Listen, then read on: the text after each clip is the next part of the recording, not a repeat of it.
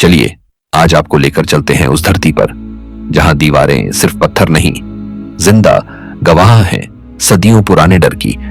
जहां इतिहास महज तारीखों में नहीं, तहखानों की सीलन में सांस लेता है।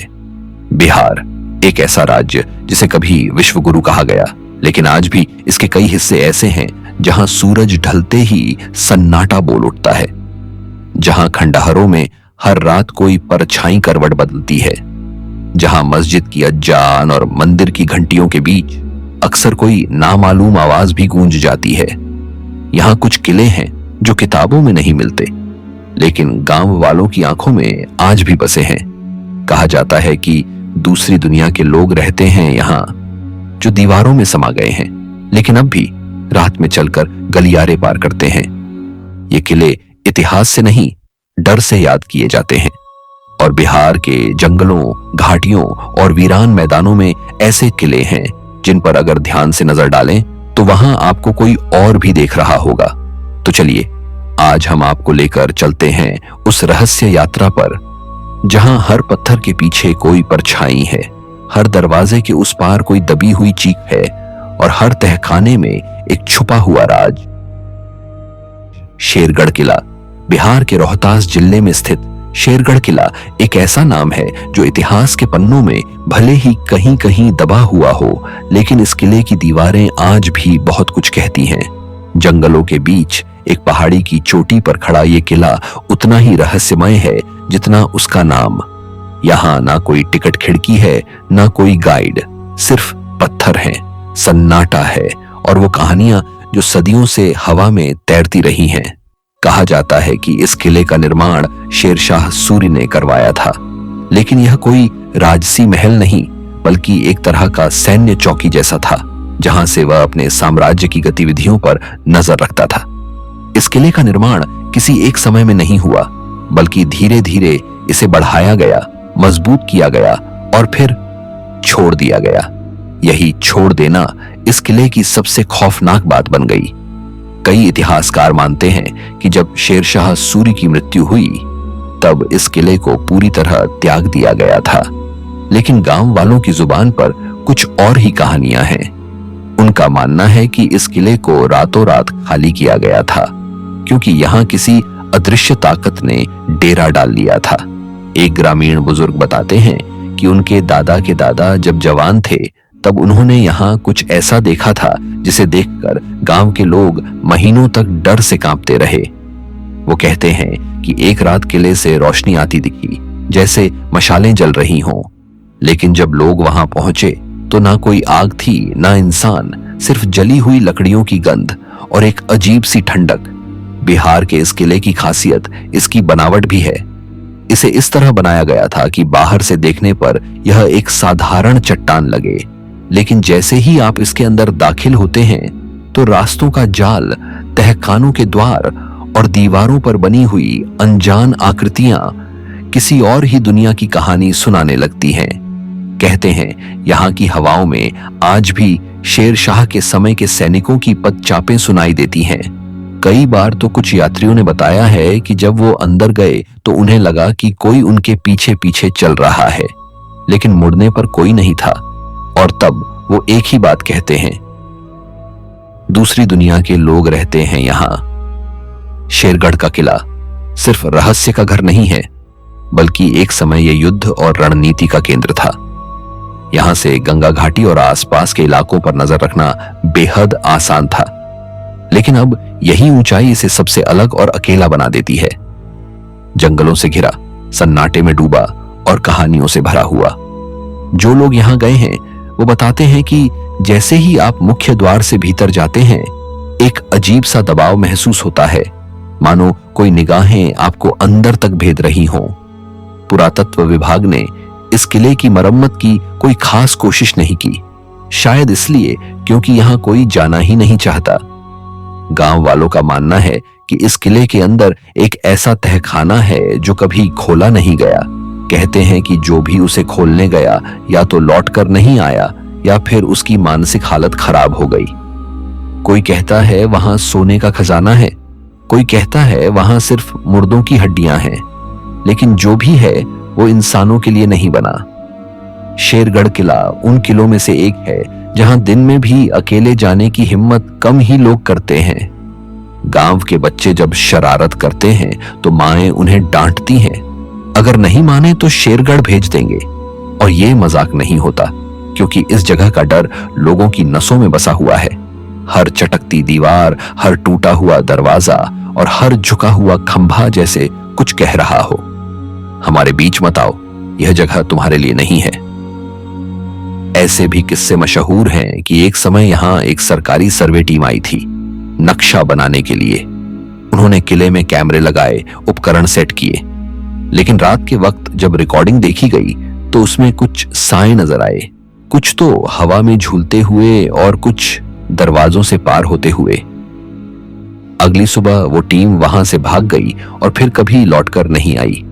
बिहार के बाकी किलों की तुलना में शेरगढ़ ज्यादा शांत है, ज्यादा अकेला, लेकिन शायद इसी अकेलेपन ने इसे एक ऐसा चेहरा दे दिया है जिसे देखकर रूह कांप जाती है। इस किले के बारे में जब भी कोई बात करता है तो उसकी आंखों में एक सवाल होता है, आखिर इसे किसने और क्यों छोड़ दिया?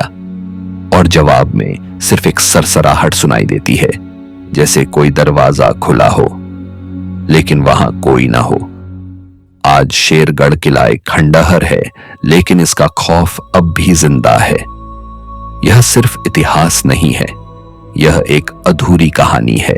एक ऐसा दरवाजा है जो अब भी बंद है, लेकिन कुछ आवाजें अब भी उसमें से निकलती हैं, और जब आप वहां खड़े होते हैं तो शायद कोई आपके कान में फुसफुसाए।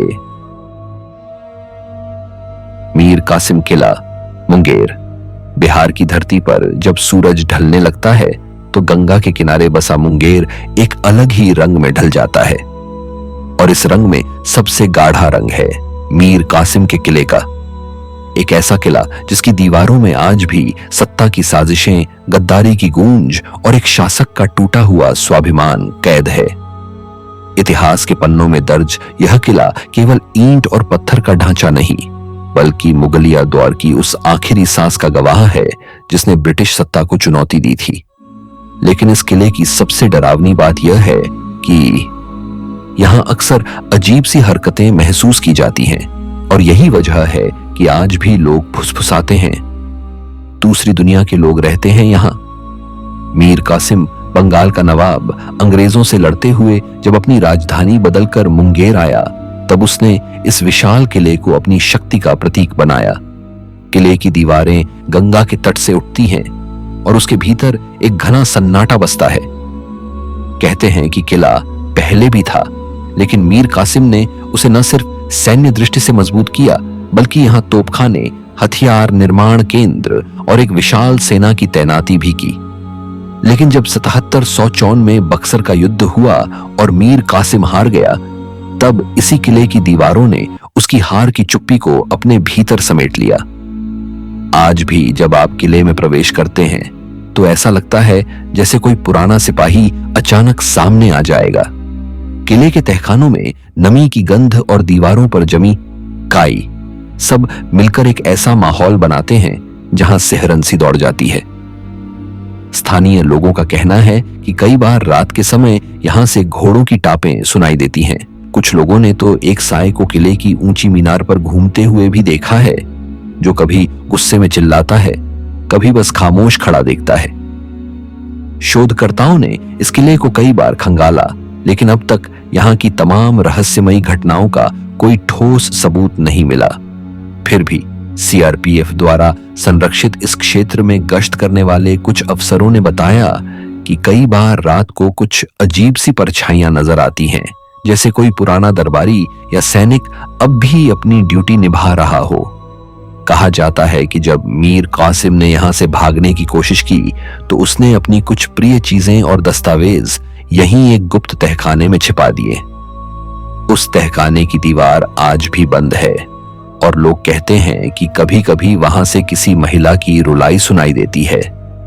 गांव वालों की माने तो एक समय रानियों को भी यहीं कैद रखा गया था और वो रूहें आज भी वहां भटकती हैं अपनी आजादी की तलाश में। किले के भीतर एक पुरानी मस्जिद है जो अब खंडहर बन चुकी है। वहां खड़े होकर जब आप अजान की गूंज की कल्पना करते हैं तो दिल कांप जाता है, क्योंकि बहुत से लोगों ने वहां से अज्जा सान जैसी कोई आवाज रात के तीसरे पहर में आती सुनी है, जबकि उस वक्त वहां कोई नहीं होता। मीर कासिम का नाम अंग्रेजों की नजर में बाकी था, लेकिन इस धरती के लोग उसे बहादुर मानते हैं, और शायद यही वजह है कि उसकी आत्मा आज भी इस किले में मौजूद है, अपने अधूरे सपनों के साथ। कहते हैं कि एक बार एक डॉक्यूमेंट्री टीम ने यहां रात में शूटिंग करने की कोशिश की थी, लेकिन कैमरे बंद हो गए और उनके साउंड रिकॉर्डर में किसी के रोने की आवाज रिकॉर्ड हो गई, जबकि उस समय वहां कोई नहीं था। मुंगेर का यह किला आज भी गूगल मैप्स पर है, लेकिन यहां आने वालों की संख्या कम है। एक वजह है यहां का डर और दूसरी वजह यहां की उपेक्षा।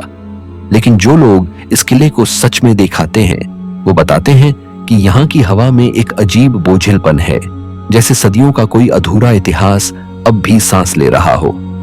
तो जब अगली बार आप मुंगेर जाएं, तो मीर कासिम के किले के पास जरूर रुकिएगा। वहां खड़े होकर बस एक बार दीवारों को गौर से देखिएगा, हो सकता है कोई साया आपको घूर रहा हो। 52 कोठी, 53 द्वार, अमावा, नालंदा। बिहार के नालंदा जिले के अमावा गांव में स्थित 52 कोठी 53 द्वार नाम की संरचना जितनी रहस्यमयी है, उतनी ही अनसुनी भी। न तो इतिहास की मुख्य धारा में इसका जिक्र है और न ही कोई ठोस सरकारी दस्तावेज इसकी व्याख्या करता है। फिर भी जो कोई इस इमारत को एक बार देख लेता है, वह जीवन भर उस रहस्य से बाहर नहीं निकल पाता, क्योंकि यह सिर्फ एक इमारत नहीं है, यह एक पहेली है, एक भूल भुलैया और शायद किसी छुपी हुई दुनिया का रद रास्ता। स्थानीय मान्यताओं के अनुसार यह संरचना करीब 300 साल पुरानी है। नाम ही अपने आप में अजीब है। 52 कोठी यानी 52 कमरे और 53 द्वार यानी 53 दरवाजे। पर जब आप गिनते हैं तो या तो कमरे कम होते हैं या दरवाजे ज्यादा। कोई भी एक गिनती कभी स्थिर नहीं रहती। लोग कहते हैं कि जो भी इसके अंदर कमरे गिनने जाता है, वह भ्रमित हो जाता है। ऐसा लगता है जैसे कमरे बदल रहे हों या फिर दरवाजे खुद को छिपा रहे हों। इस भवन के चारों तरफ आज भी ग्रामीण आबादी है, लेकिन कोई भी इसके अंदर अकेले जाने की हिम्मत नहीं करता। इसकी दीवारें इतनी मोटी हैं कि अंदर आवाज गूंजती नहीं, बल्कि जैसे दब जाती है। कुछ लोगों ने बताया है कि अगर आप शाम के बाद यहां बैठ जाएं, तो आपको लगेगा जैसे कोई पीछे से आपका नाम ले रहा है। एक ग्रामीण महिला कहती है कि बचपन में वह गलती से इस इमारत में घुस गई थी और 2 घंटे तक बाहर का रास्ता नहीं मिला। अंदर उसे किसी ने छुआ भी, लेकिन पलटने पर कोई नहीं था। इस इमारत की बनावट किसी भूतपूर्व शासक के महल जैसी नहीं लगती। न ही यह कोई किला है, न हवेली। फिर भी इसकी दीवारों की ऊंचाई, कमरों की घुमावदार रचना और छत की बनावट इसे एक रहस्यमयी स्थापत्य बना देती है। कुछ इतिहासकारों का मानना है कि यह किसी गुप्त संगठन का ठिकाना रहा होगा, जहां दरवाजों की गिनती खुद एक कोड का हिस्सा थी। कुछ लोगों ने इसे अंग्रेजों के जमाने की छुपी जेल भी कहा है, जहां स्वतंत्रता सेनानियों को रखा जाता था। लेकिन अगर ऐसा होता तो दस्तावेज होते। लेकिन यहां कुछ नहीं, न तारीख, न नाम, न कोई संकेत, बस एक पुराना ढांचा और हजारों कहानियां। एक बेहद रहस्यमयी किस्सा इस जगह से जुड़ा है। गांव के ही एक युवक ने दावा किया था कि उसने रात के समय यहां एक दरवाजा देखा जो दिन में वहां था ही नहीं। वह अंदर गया, लेकिन वापस आया तो समय बदल चुका था। उसका कहना था कि उसने कुछ ही मिनट बिताए थे, लेकिन बाहर निकलते ही देखा कि 3 घंटे बीत चुके थे। गांव वाले इसे एक तरह का समय भ्रम कहते हैं, लेकिन जो भी हो, यह इमारत साधारण नहीं है। इस स्थान को देखने आए कुछ यूट्यूबर और ब्लॉगर भी बताते हैं कि उनका कैमरा अंदर घुसते ही बार बार बंद हो गया। जब रिकॉर्डिंग हुई भी तो उसमें अजीब आवाजें कैद हो गईं, कोई संगीत जैसा, कोई गूंज और कभी-कभी जैसे कोई दरवाजा खुद खुल रहा हो। कई बार तो वीडियो एडिट करते समय भी उन्होंने शेडो मूवमेंट्स देखे, जो शूटिंग के वक्त किसी को महसूस नहीं हुए थे। अक्सर कहा जाता है कि जिन इमारतों में कोई इतिहास दर्ज न हो, वहां कोई रहस्य छिपा होता है। 52 कोठी, 43 द्वार बिल्कुल वैसी ही एक इमारत है। न सरकार ने इसे संरक्षित किया, न ही पुरातत्व विभाग ने इसे संरचना के रूप में घोषित किया। शायद इसलिए क्योंकि जो सामने नहीं आता वो डराता है। कई बार गांव वालों ने रात में यहां से कुछ आवाजें आती सुनी हैं, किसी के चलने की, खांसने की, यहां तक कि दरवाजा खटखटाने की भी। लेकिन जब जांच की जाती है तो सब शांत होता है। अब तो यहां एक अघोषित नियम बन गया है, शाम ढलने से पहले वापस लौट आओ, वरना ये इमारत किसी को फिर बाहर नहीं आने देती। कुछ वृद्ध कहते हैं कि यह इमारत सिर्फ ईंट पत्थर नहीं है, बल्कि यह किसी दूसरी दुनिया का प्रवेश द्वार है। और जब उनसे पूछा जाता है कौन सी दुनिया, तो बस एक ही जवाब मिलता है, दूसरी दुनिया के लोग रहते हैं यहां।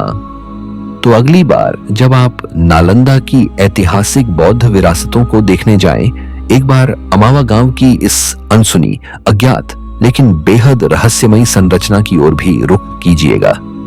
कौन जाने आप जो दरवाजा खोले वो किसी और ही समय में खुल जाए।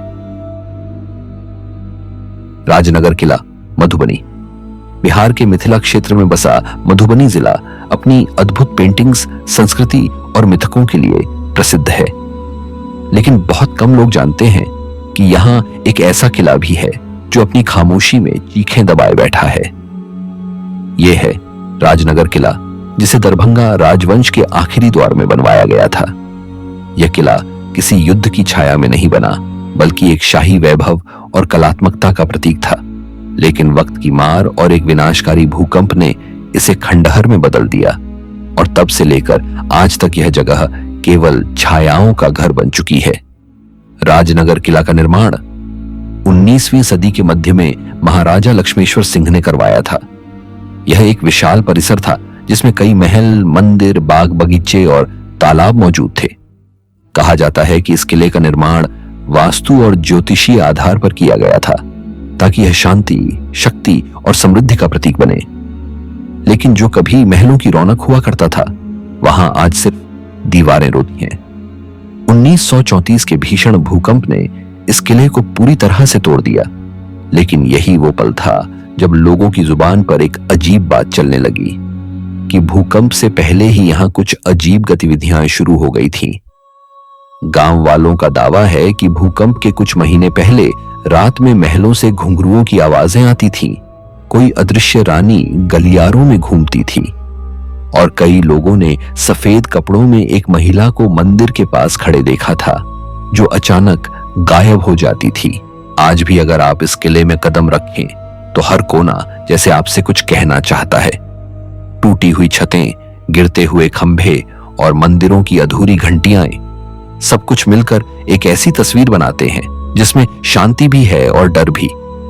यहाँ के एक पुरोहित बताते हैं कि कभी कभी लोग मंदिर में पूजा करने जाते हैं और अचानक उन्हें ऐसा महसूस होता है कि कोई पीछे से देख रहा है। कुछ महिलाएं तो यहां से लौटने के बाद बीमार पड़ गईं और झाड़ फूंक कराने के बाद ही ठीक हुईं। राजनगर किला कोई सैनिक किला नहीं था, लेकिन इसके भीतर एक गुप्त सुरंग की बात भी सामने आई है। माना जाता है कि उस सुरंग के जरिए दरभंगा और नेपाल के कुछ हिस्सों तक संपर्क होता था, पर यह सुरंग अब बंद है, और कहते हैं कि जो भी उसे खोलने की कोशिश करता है उसके साथ कुछ अजीब घटित होता है। एक स्थानीय इंजीनियर जो इस पर शोध कर रहे थे, अचानक मानसिक संतुलन खो बैठे। परिवार आज भी चुप है और उस घटना का कोई दस्तावेज नहीं। कुछ YouTube चैनलों ने यहां शूटिंग की कोशिश की, लेकिन सभी ने बताया कि उन्हें कैमरे में धुंधली आकृतियां और अस्पष्ट आवाजें मिली। एक मशहूर यूट्यूबर ने तो कहा कि उसकी टीम को अंदर जाने से पहले ही एक बुजुर्ग महिला ने रोका और बोली, बेटा यहां मत जाओ, ये किला अब इंसानों का नहीं रहा, दूसरी दुनिया के लोग रहते हैं यहां।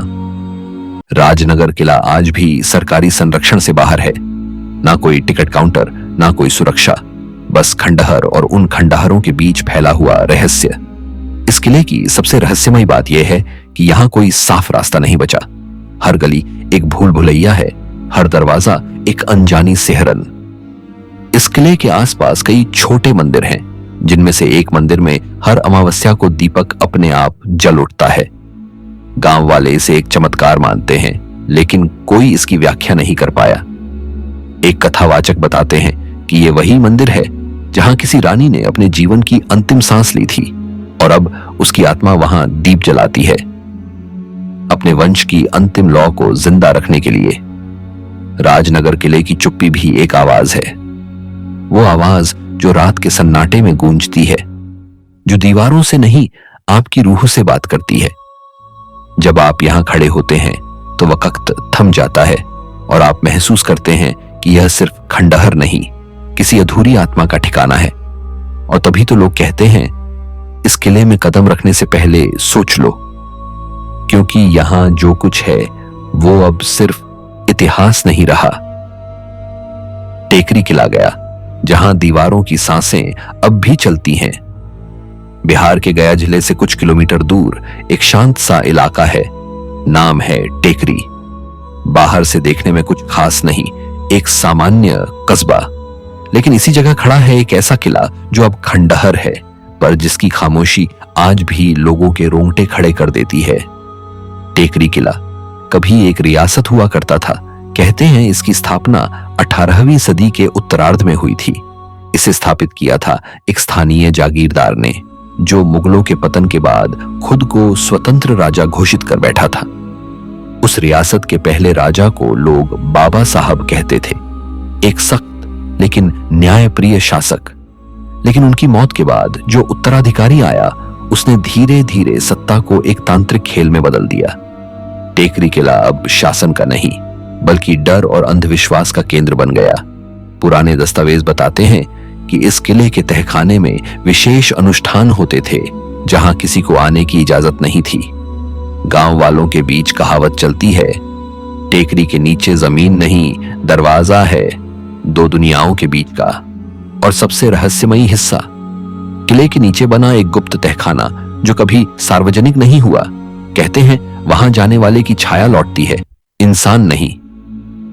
एक सरकारी सर्वे के दौरान पुरातत्व विभाग ने जब इस तहखाने की खुदाई की कोशिश की तो मशीनें बार बार रुकने लगीं। कैमरा ऑन होते ही ब्लैकआउट, माइक में किसी के चलने की धीमी आवाज। एक वैज्ञानिक ने बाद में कहा था, हमारे यंत्रों ने वहां कुछ महसूस किया था, कोई ऊर्जा जो मशीनों को पिघला देती है। गांव में एक 80 साल के बुजुर्ग हैं, नामा बाबा। वो बताते हैं कि जब वो 20 साल के थे तब उनके चाचा यहां राजा के किले में घुड़सवारी सिखाया करते थे। एक दिन उनके चाचा ने तहखाने से आती किसी बच्ची की रोने की आवाज सुनी। अंदर गए, फिर कभी वापस नहीं आए। राजा ने यह कहकर बात दबा दी कि वो भाग गए, पर नामा बाबा आज भी कहते हैं, उस दिन सूरज उगा था पर किले की दीवारें काली थीं। साल 1997 में कुछ बाहरी लोग वीडियो डॉक्यूमेंटेशन के लिए आए थे। कैमरा रोल करते हुए एक औरत ने बताया कि दीवारें सांस लेती महसूस होती हैं।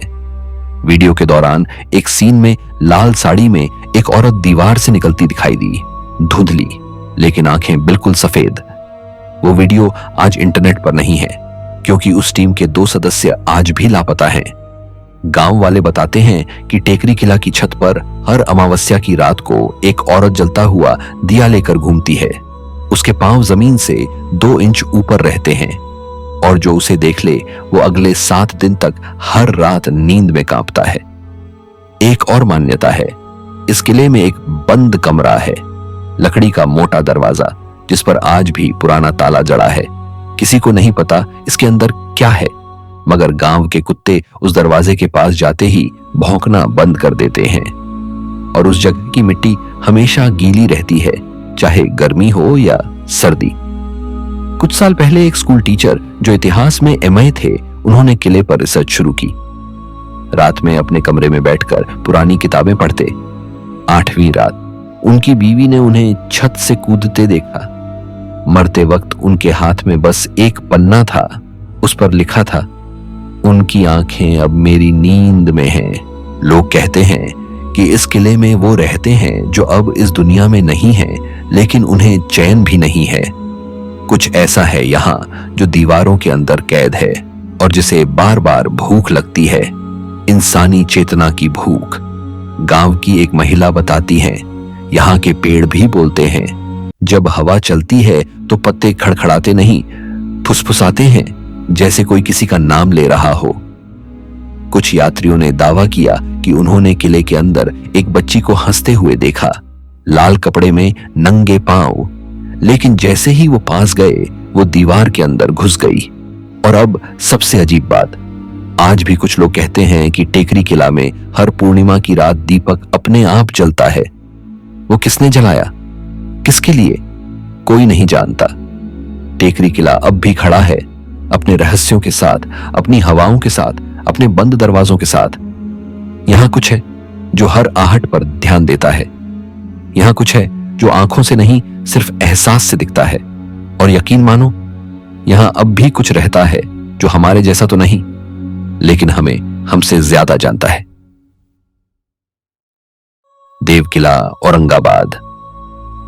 समय के साथ कुछ इमारतें सिर्फ खंडहर नहीं बनती, वो एक किस्म की चुप्पी बन जाती हैं, जो बोलती तो नहीं मगर सुनाई बहुत देती है। और बिहार के औरंगाबाद जिले में मौजूद देव किला भी ऐसी ही एक जगह है जहां पत्थर गिर चुके हैं, लेकिन असर अब भी खड़ा है। लोग इस जगह को ज्यादा नहीं जानते, ज्यादा जानना भी नहीं चाहते, क्योंकि यहां से लौटने के बाद लोग वैसे नहीं रहते जैसे पहले थे।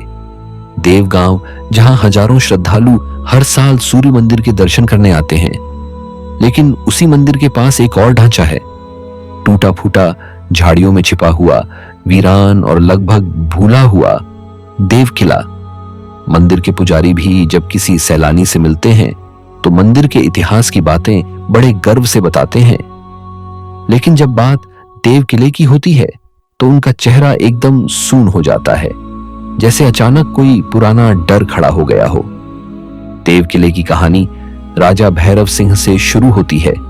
कहा जाता है कि जब सूर्य मंदिर बन रहा था, तब मंदिर की रक्षा के लिए एक खास तांत्रिक यंत्र स्थापित किया गया था, लेकिन उस यंत्र को जागृत करने के लिए किसी की बलि जरूरी थी, और वो बलि कोई आम आदमी नहीं, खुद राजा भैरव सिंह ने दी थी।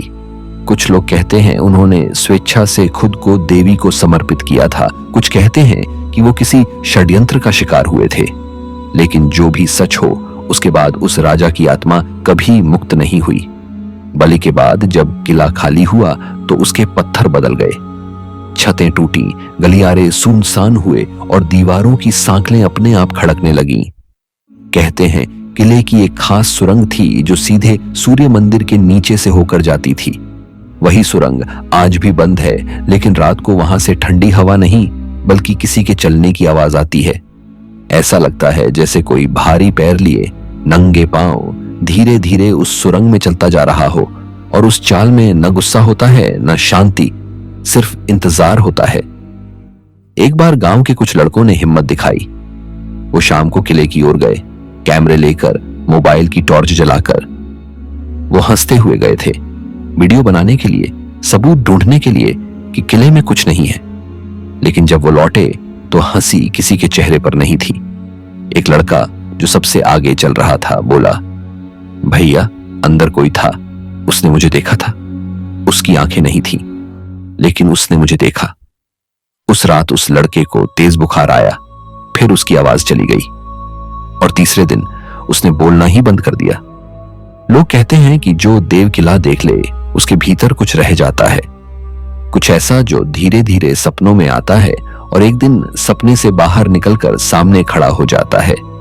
एक पुराना लोहे का दरवाजा है किले की तह में, आधा जंग लगा, आधा खुला। कहा जाता है यह दरवाजा उसी राजा की आत्मा के लिए बना था, ताकि वो दुनिया से जुड़ा रहे। यह दरवाजा कभी किसी ने पूरा नहीं खोला। एक बार खुदाई के दौरान एक अफसर ने उसे जरा सा धकेला था, और उसी रात वो पागल हो गया। अब भी पागल खाने में है। उसकी फाइल में लिखा है hallucination and trauma due to darkness exposure. लेकिन गांव वाले कहते हैं उसने कुछ देखा था जिसे शब्दों में नहीं लिखा जा सकता। कुछ ग्रामीण बताते हैं कि रात के वक्त कभी कभी किले के एक खास कोने में एक लाल रंग की रोशनी दिखती है, जैसे किसी ने दीपक जलाया हो।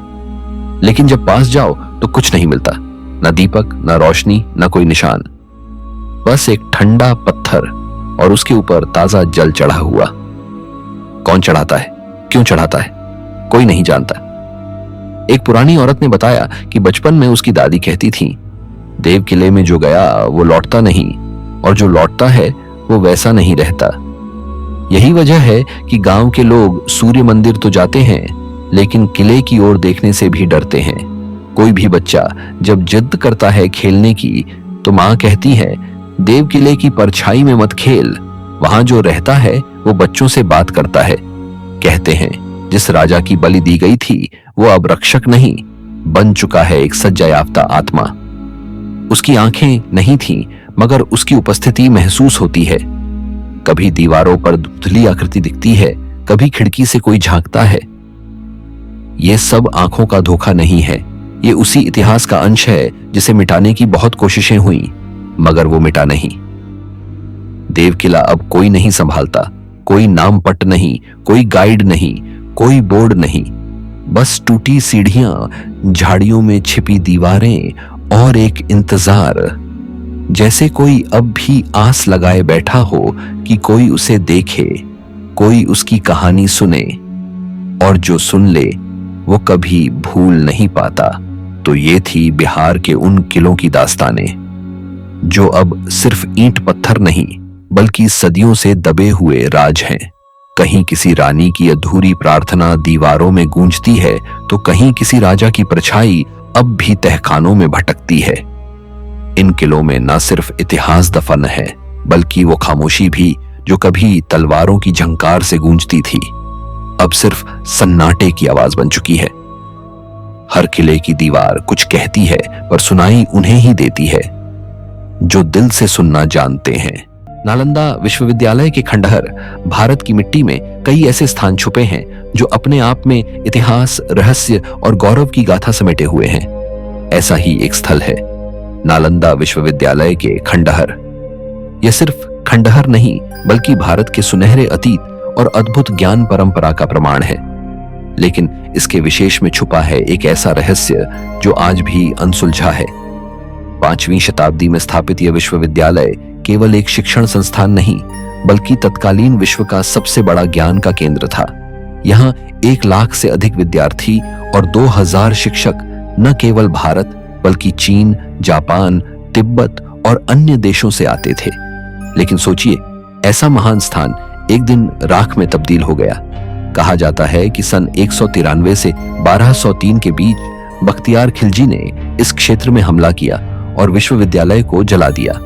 लेकिन असली रहस्य तो यहीं से शुरू होता है।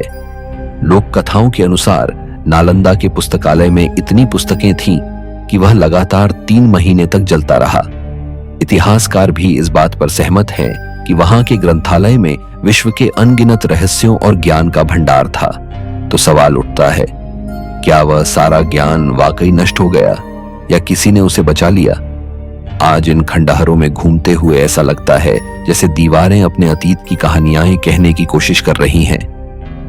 रात के समय यहाँ की हवा में एक अजीब सी गूंज सुनाई देती है। स्थानीय लोग बताते हैं कि इस जगह पर कई बार अजीब घटनाएं हुई हैं। कोई मंत्रों की ध्वनि सुनता है तो कोई अदृश्य शक्ति का आभास करता है। आज यह स्थल यूनेस्को विश्व धरोहर है। यह ईंट पत्थरों का ढेर नहीं, बल्कि भारतीय सभ्यता की उस ऊंचाई का प्रतीक है जहां ज्ञान को सर्वोच्च माना गया। यहाँ की दीवारें, गलियारे और स्तंभ आज भी उस वैभवशाली युग की गवाही देते हैं जब भारत को विश्व गुरु कहा जाता था।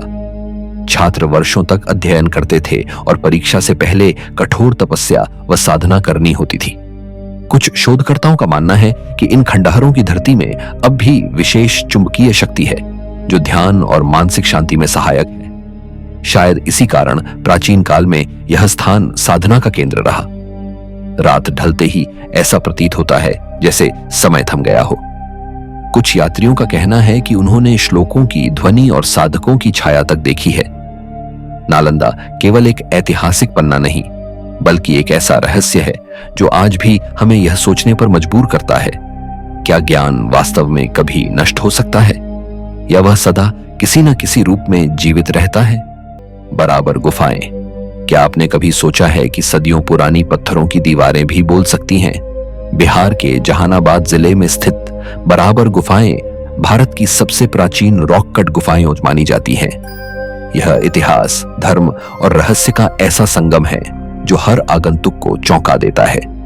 3री शताब्दी ईसा पूर्व सम्राट अशोक द्वारा बनवाई गई ये गुफाएं आज भी अपने अद्भुत वास्तुशिल्प और गूढ़ रहस्यों के कारण चर्चा में हैं। इनकी दीवारें इतनी चिकनी हैं कि आज भी आईने की तरह चमकती हैं। तो सवाल है, वह कौन सी तकनीक थी जो हजारों साल पहले मौजूद थी? ये गुफाएं बौद्ध धर्म और आजीवक संप्रदाय से जुड़ी हैं। 4 प्रमुख गुफाएं हैं: सुदामा, लोमसरायर्षि, कर्ण चौपड़ और विश्वकर्मा।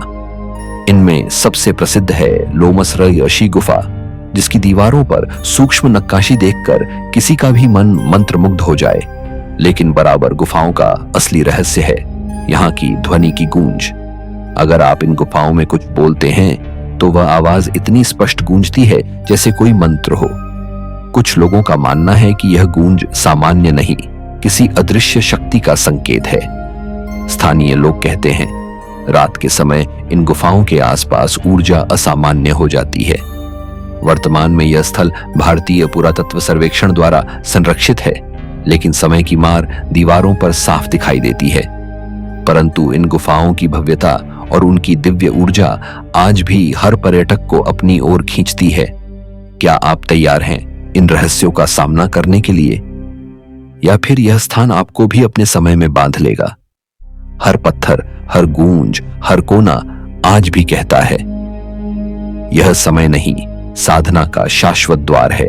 नंबर 8 केसरिया स्तूप। बिहार की धरती पर कदम रखते ही इतिहास और संस्कृति की महक महसूस होती है, लेकिन एक ऐसा स्थान है जो सांसें रोक देता है। चंपारण का केसरिया स्तूप।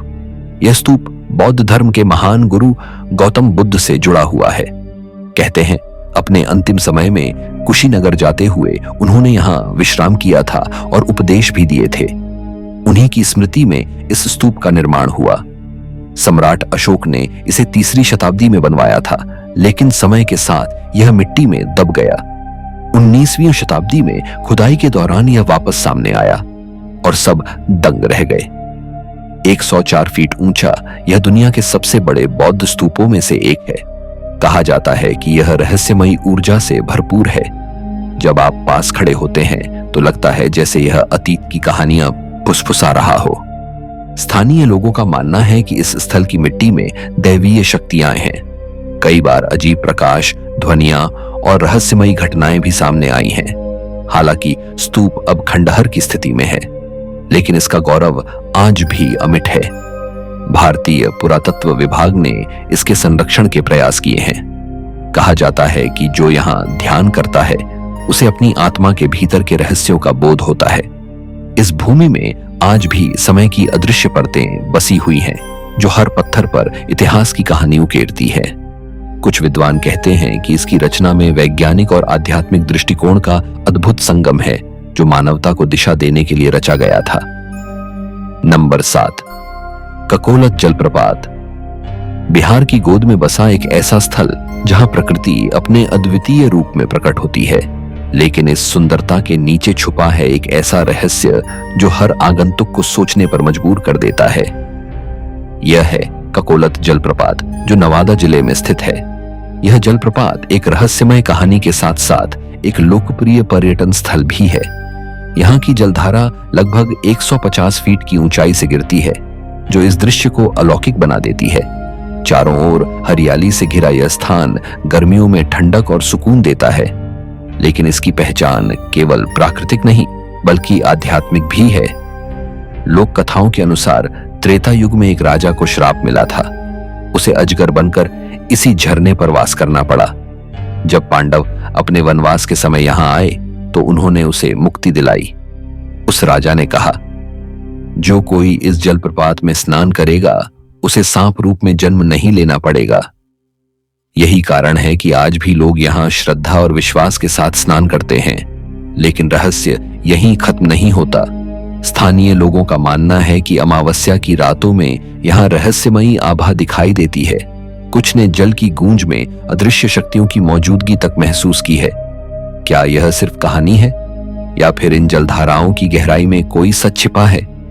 आज ककोलत जलप्रपात बिहार पर्यटन का प्रमुख आकर्षण है। मानसून के समय इसका सौंदर्य चरम पर होता है, लेकिन यह स्थान जितना सुंदर है उतना ही खतरनाक भी। फिसलन भरी चट्टानें और तेज जलधारा इसे रोमांच और सावधानी दोनों का केंद्र बना देती हैं। यह केवल एक प्राकृतिक स्थल नहीं बल्कि बिहार की सांस्कृतिक पहचान भी है। यहाँ झरने की गूंज, पक्षियों की मधुर आवाजें और हवा की सरसराहट मिलकर एक ऐसा संगीत रचती हैं जो आत्मा को भीतर तक छू जाता है। नंबर 6, विक्रमशिला विश्वविद्यालय। बिहार की धरती पर एक ऐसा स्थान भी है जिसे कभी दुनिया के सबसे महान शिक्षण संस्थानों में गिना जाता था। यह है विक्रमशिला विश्वविद्यालय, जो भागलपुर जिले में स्थित है। 8वीं से 12वीं शताब्दी के बीच यह बौद्ध शिक्षा का एक प्रतिष्ठित केंद्र था, जिसकी स्थापना पाल वंश के राजा धर्मपाल ने की थी। यह नालंदा के समकक्ष माना जाता था और यहां न केवल धर्म और तंत्र की शिक्षा दी जाती थी, बल्कि खगोल शास्त्र, चिकित्सा, तर्कशास्त्र और कला के विभिन्न रूपों की भी पढ़ाई होती थी। यहां से तिब्बत तक बौद्ध धर्म का प्रसार हुआ, लेकिन इसका पतन भी उतना ही रहस्यमय है जितना इसका उदय। कहा जाता है कि बख्तियार खिलजी ने नालंदा के साथ साथ इस विश्वविद्यालय को भी जला दिया।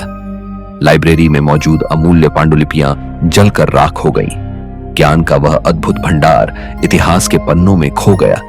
लेकिन क्या सब कुछ नष्ट हो गया? आज जो खंडहर बचे हैं वे इसकी भव्यता की कहानी कहते हैं। यहाँ की ईंटों पर उकेरी गई नक्काशी और शिल्पकला आज भी देखने लायक है। स्थानीय लोग कहते हैं कि रात के समय यहाँ अजीब सी आवाजें सुनाई देती हैं। कुछ का मानना है कि इन खंडहरों में आज भी प्राचीन ज्ञान और मंत्रों की ऊर्जा छुपी है। यह सिर्फ खंडहर नहीं बल्कि उस गौरवशाली अतीत की स्मृति है जिसने न जाने कितने विद्यार्थियों के जीवन में रोशनी भर दी थी। विक्रमशिला हमें यह सिखाता है कि ज्ञान का उजाला कभी पूर्णतः बुझता नहीं, वह समय की परतों में छिपकर भी चमकता रहता है। नंबर 5, रोहतास किला। अब बात करते हैं एक ऐसे किले की जो अपने रहस्यों, वीरता और वास्तुकला के लिए जाना जाता है। सासाराम का रोहतास किला। यह किला 1500 फीट ऊंचाई पर विंध्य पर्वत श्रृंखला की चट्टानों पर बना हुआ है। 7वीं शताब्दी में इसका निर्माण गुप्त वंश के समय हुआ और आगे शेरशाह सूरी के अधीन रहा। यह किला सिर्फ शक्ति और साम्राज्य का प्रतीक नहीं बल्कि अनसुलझे रहस्यों का भी घर है। कहा जाता है कि शेरशाह ने यहाँ अपार खजाना छिपाया था जो अब तक किसी को नहीं मिला। यहाँ के तहखाने और गुप्त मार्ग आज भी लोगों को रोमांचित कर देते हैं।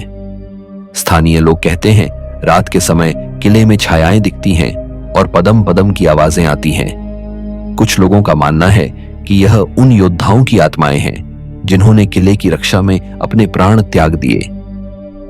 विशाल दरवाजे, मोटी दीवारें, ऊंचे बुर्ज, सब एक अद्भुत रहस्य समेटे खड़े हैं। हालांकि यह अब भारतीय पुरातत्व विभाग द्वारा संरक्षित है, लेकिन किले के कुछ हिस्से आज भी खंडहरों में तब्दील हो चुके हैं।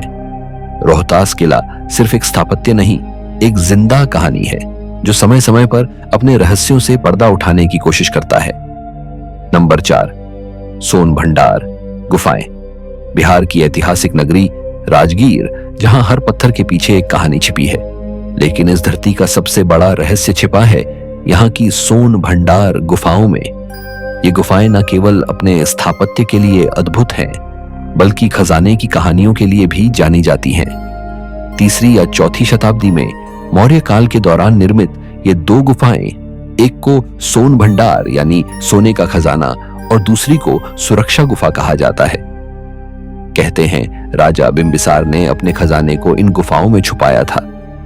गुफाओं की दीवारों पर उकेरे गए शिलालेख शंखलिपि में है, जिसका पूरा अर्थ आज तक कोई नहीं समझ पाया। कुछ इतिहासकार मानते हैं कि इन्हीं शिलालेखों में खजाने का रहस्य छिपा है।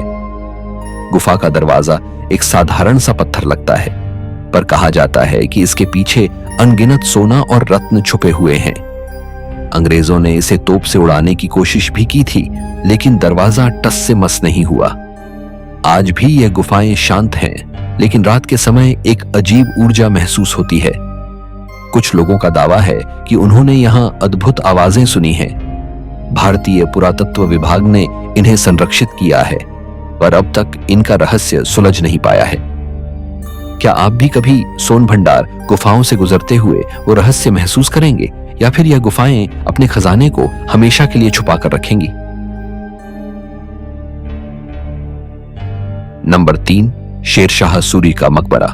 अब बात करते हैं एक ऐसे शासक की जिसने भारत की प्रशासनिक व्यवस्था में क्रांति ला दी, शेरशाह सूरी, और उसका वह मकबरा जो आज भी इतिहास को चुपचाप देख रहा है। यह मकबरा सासाराम में स्थित है और इसे तैरता मकबरा भी कहा जाता है, क्योंकि यह जल से घिरे एक कृत्रिम तालाब के बीचों बीच बना है।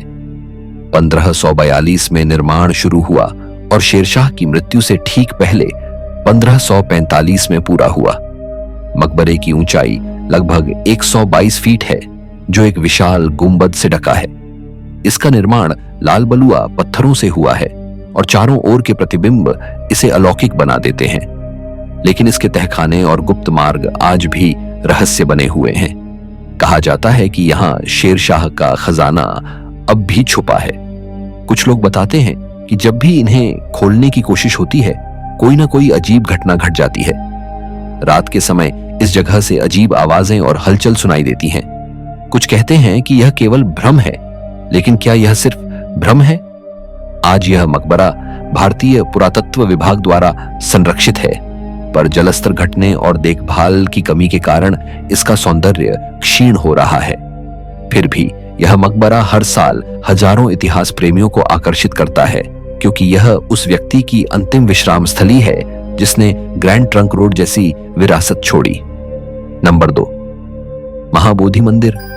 बोध गया बिहार की भूमि पर स्थित यह एक ऐसा स्थान है जहां धर्म, इतिहास और रहस्य तीनों एक साथ जीवित हैं। यह है महाबोधि मंदिर, बोध गया में। यही वह पवित्र स्थल है जहां भगवान बुद्ध ने कठोर तपस्या के बाद बोधि वृक्ष के नीचे ज्ञान की प्राप्ति की थी।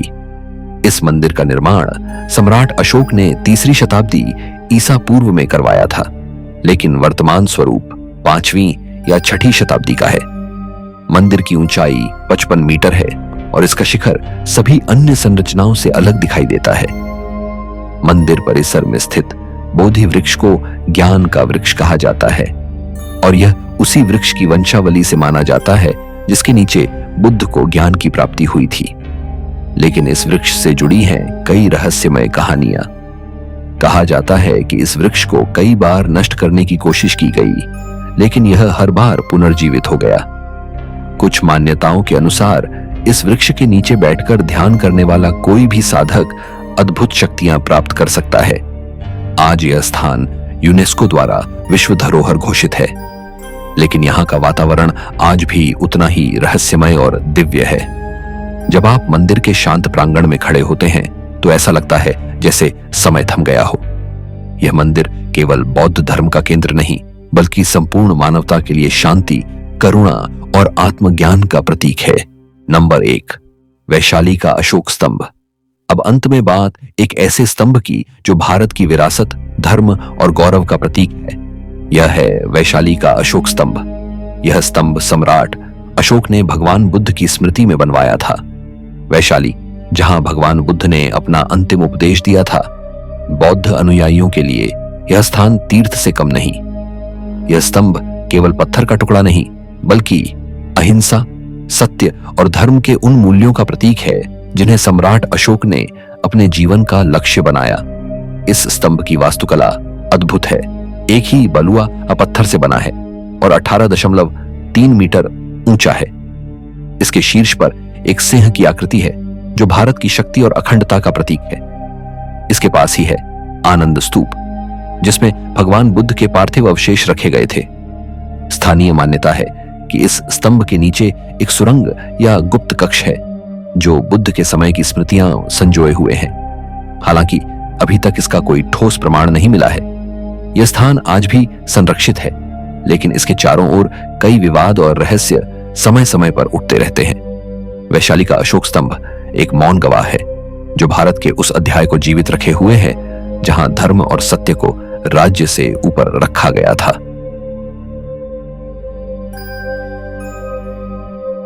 तो दोस्तों, ये थे बिहार के 10 सबसे रहस्यमय स्थान जो न सिर्फ इतिहास का हिस्सा है, बल्कि आज भी इंसान की जिज्ञासा, श्रद्धा और डर को एक साथ जगाते हैं। आपको इनमें से कौन सी जगह सबसे रहस्यमय लगी? कमेंट में जरूर बताइए और वीडियो पसंद आया हो तो शेयर जरूर कीजिए।